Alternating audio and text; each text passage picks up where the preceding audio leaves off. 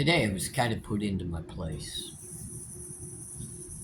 Question was asked of me that I legitimately had to go to my dark spot, sit down, and let my mind think upon it before I could come out and actually answer.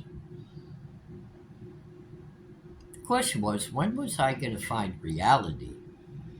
And began actually discussing the proper factual evidence of the Idaho 4. And when was I going to realize that Brian Koberger was and is the only 100% suspect that committed the crime of quadruple homicide that took the lives of Xana, Ethan, Kaylee, and Maddie? When was I going to find reality and put myself in my own place, switching teams from the conspiracy theorists to the actual, factual, realistic side and team of the he's guilty of the crime crowd? I'm ARHayes. This is Convicts Thoughts. I spent a lot of time thinking upon this case. This isn't just a day or a couple days that I put my mind to work. This is hours upon hours of thinking, researching, listening, watching, doing all I can to piece together what I feel to be the puzzle pieces of a horrifically tragic crime. We've been looking at this case now since November of 2022. Over a year and a half. We've methodically watched the hearings transpire before us, where motions are filed back and forth by the prosecution, by the defense, trying to hammer out exactly how this case is going to play out throughout the justice system. I've listened to the families speak and share their feelings and their thoughts, while also trying to explain what they find to be creditable within this case. I don't watch mainstream media because it's worthless, but the problem is it gets splattered and talked about so much throughout the community that I have to hear about it, and then I obviously respond to what I've heard, especially those things that I've got experience in, that I know when they bring their content out, it's not true or factual. So I speak upon it. But to be told that I need to find reality and base more of my content and my thoughts and my words on factual, realistic evidence to the Idaho 4. And I really thought about doing it, ladies and gentlemen. I thought maybe I was going to be able to sit here before you and discuss actual factual evidence within the case. But I realized when I sat down and I put my headset on and I prepared myself to begin speaking, that I would have nothing to talk about.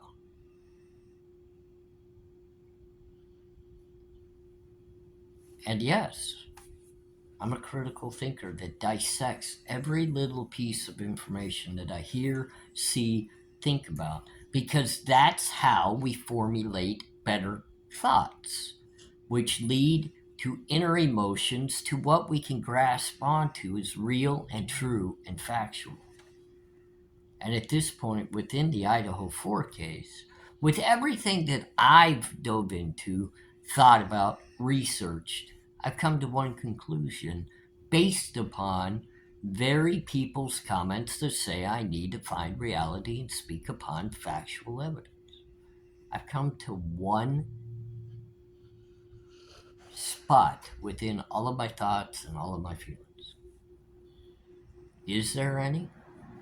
Is there any factual, proven to this very point, evidence that has truly locked down a guilty conviction of Brian Koberger in the Idaho 4?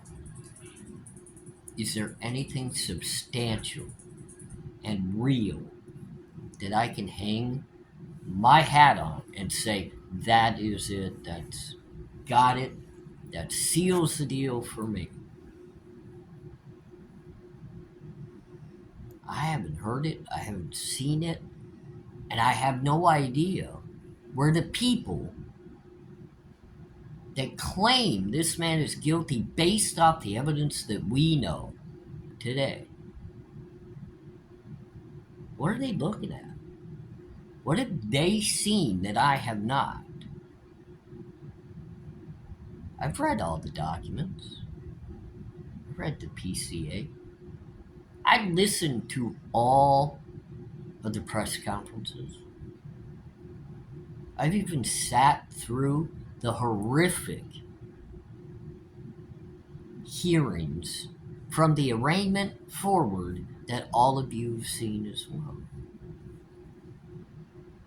And I still haven't found any factual evidence. They say the white Hyundai Elantra drove around the neighborhood numerous times and is caught on every video camera. Well, prove that. Where's the facts to that, considering the defense representation is still asking for the entirety of the videos that the prosecution is supposedly putting together, but has not made discoverable? So can I clearly state that a 2015 Hyundai Elantra drove around that neighborhood on that very crime's night over and over and over? No, I can't say that's factual evidence because we have not seen it. But those that believe that I need to become more realistic have deemed that it's absolutely his car. I've seen more evidence that it might not be his. Based off the very beginning of all of this, law enforcement were looking for totally different years of that vehicle and were asking for the occupants of that car. And then when they did finally catch up to Brian Koberger in Pennsylvania and got their hands on that very car, it's been very well stated by the defense directly to the court for all of us to see. Nothing was found in the so-called getaway vehicle. No blood or DNA evidence connecting it to the crime scene or the victims. So do I find that as convincing factual evidence that could guarantee a guilty verdict? No, I've been around the block one too many times to be able to make that declaration. What about the cell phone pings? The 12 times Brian Koberger's cell phone pinged on a Moscow tower near that home. Yet within the very PCA that law enforcement released for all of us to read, they showed a clear mistake of a cell phone ping. They had to retract that and state that it was a wrong ping. He actually wasn't there and his phone pinged there. Now, for those of you that know about cell phone pings, it's up to a 25-mile radius, and he only lives 7 miles away.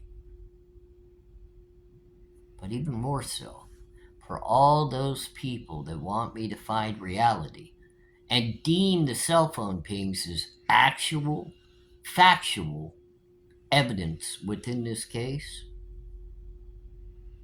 all I can say is they haven't even got the cast report back as of yet. Yeah, they had a draft of it, but nothing actually confirmed and finalized. Hasn't been discovered over to the defenses of yet either, and they've been asking for it. Now there's a deadline for it, and we will wait and see. But so far as that actual evidence, I don't think so. Then we hear of all the stalking and all the different things. I haven't seen proof. I haven't even seen anybody step up to the plate to confirm that the suspect even knew or interacted ever with any of the victims. I've heard Mouse run and talk, but I haven't seen any proof of that. So anybody that actually has proof of that, real proof, show it to all of us. Let it out so that we all can see it. Then we'll consider it real. But, you got to fall back on that. He ordered a K-bar knife on Amazon 7 months prior to the crimes. It's pretty interesting. That's pretty interesting. Where would it be delivered to, considering he didn't live in Washington or near the crime scene when he would have placed that order for that weapon? Why would he have ordered it? Where would it have been delivered? And if it was truly a weapon ordered to commit a crime like this, why 7 months beforehand? And why all the way across the country? And who was he planning to use it against? Remember, he had only been in Idaho for a short period of time. So why order that unless you have the actual either idea you were going to utilize it in a crime, or you had other purposes for ordering? But if you ordered it because you had reason to use it in a crime, wouldn't you have to have known the victims of the home that you so-called used it in to take the lives of 4 people? And wouldn't there be actual proof of delivery and everything of that nature? And everybody's jumping up and down as if that delivery and that order from Amazon is factual. But nothing's confirmed about that. And even more so, if you look at the warrants, the way they went, they actually had to go back at a later time than the initial warrant and issue a second warrant just to look into his shopping carts and purchase history and even possible searches, which tells me they were trying to locate him just actually looking at those weapons, not even so much ordering and receiving. Is that confirmed? Is that factual evidence? We don't know he ever had a K-bar knife. We don't know where it was delivered or when it was ordered. Or whether, even if he did receive it in Pennsylvania, did he actually bring that all the way across the country with him to Washington? Or is it possible that was one, just like the other knives and a gun and other things that were found at his parents' house, that never made the trip with him? But you're right. I got to get really into the mindset that victims' IDs were found in his possession, buried in his parents' home. That's almost laughable. It's almost laughable. I looked right at the actual evidence taken from the home, just like many others, and I looked right at it, And it never said anything about victims' IDs being found hidden in the home. Nowhere. People ran with that. People created that when they heard there were identifications found. And all of a sudden, it got created.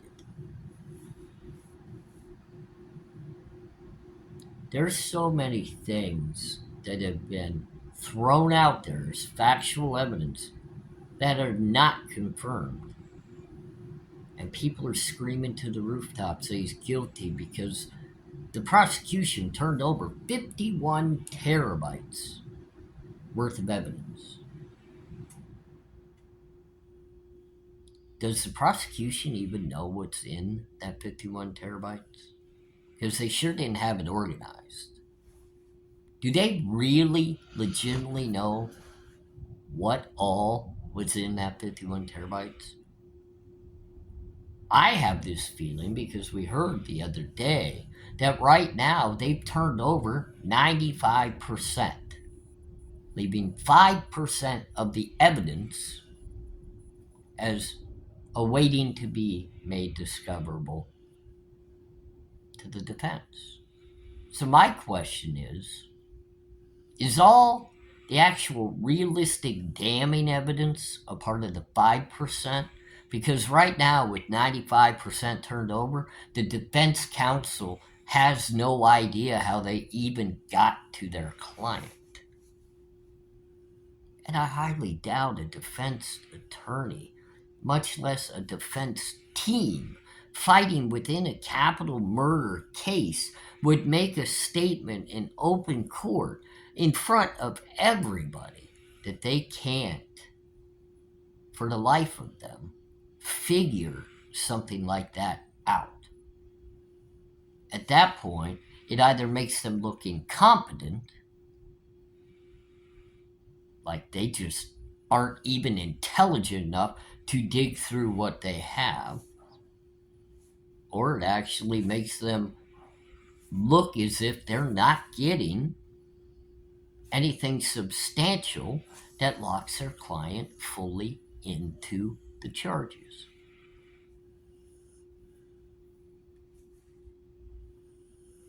The defense keeps prying for certain angles of evidence. They want to know who a co-defendant could possibly be, and this is something from the very beginning. This isn't new, and they're still fighting for it today. How did people feel about the defense being hot and heavy on a co-defendant? Why would they have that thought or that feeling?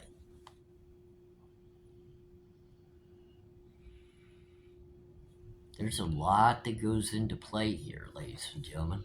A lot. And I haven't seen a lot of factual confirmed evidence. Even if we get into the so-called nail in the coffin evidence, the sheath found at the crime scene with Brian Koberger's touch DNA on it.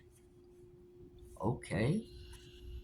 It's not good when something like that gets found. A defendant should never be excited when it's deemed their evidence is found within the crime scene. But this isn't substantial, factual, tie it down evidence. We're talking about the type of DNA that is not always even admissible into a court case. 2, there is no step-by-step roadmap of how that evidence was moved along through the process. Chain of custody does not want to be turned over by the prosecution. And then on the opposite side of even all of that, now we have to talk about the way that it was tested, by who, and what did that lead to, combined with all the other stuff like the trash in the garbage can. You guys call that actual, substantial, realistic, and factual evidence? I don't. There's so many questions about that, and without a chain of custody, who the hell knows who put their hands on that and what they did to it? I mean, at the end of the day, isn't the entire crime scene contaminated even before law enforcement was able to lock it down? We already know people were in that home that could possibly have contaminated. I know. We shouldn't discuss the things that makes potential evidence not factual and inadmissible in most cases. But in this one, we should lock somebody up and take their life by overlooking all of that. At the end of the day, when I sat there in my comfortable darkness, I, like so many, want justice for the 4 people that lost their lives. It's important that we find that. But just as important as that is that our justice system works the steps by the book and appropriately to deem someone as innocent or guilty. That man has rights too, and we have to ensure steps are taken that don't violate those rights. Do we really want to 10, 15, 20 years from now look back at this as Maddie, Kaylee, Ethan, and Xana's legacies all have to be re-looked at because the case is reopened in appeal, and this individual that sits here right now deemed guilty by so many because of the so-called evidence that is not factual, it is not confirmed, put him onto death row. But then they will possibly find something that proves his innocence. It happens, ladies and gentlemen. Is that going to be the way that we want to honor the 4 lost lives? So, no, I guess at the end of the day, I got to make it clear as day. I don't create or discuss conspiracy theories.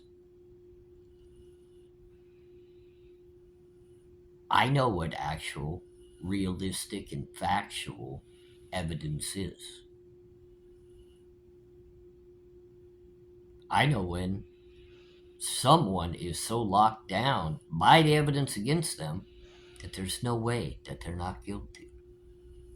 And I can't make any of those assumptions in the Idaho 4 case when I look at Brian Coburn. It has not added up at all to guilt as of now. So if you're asking me to only discuss factual evidence in the Idaho 4 case, I guess I can't discuss the Idaho 4 case. But I have a critical mind, and I've got a freedom within my channel to speak upon my opinions and my thoughts. And at this very point, you're not going to convince me that I shouldn't feel, think, or speak upon the things that I do.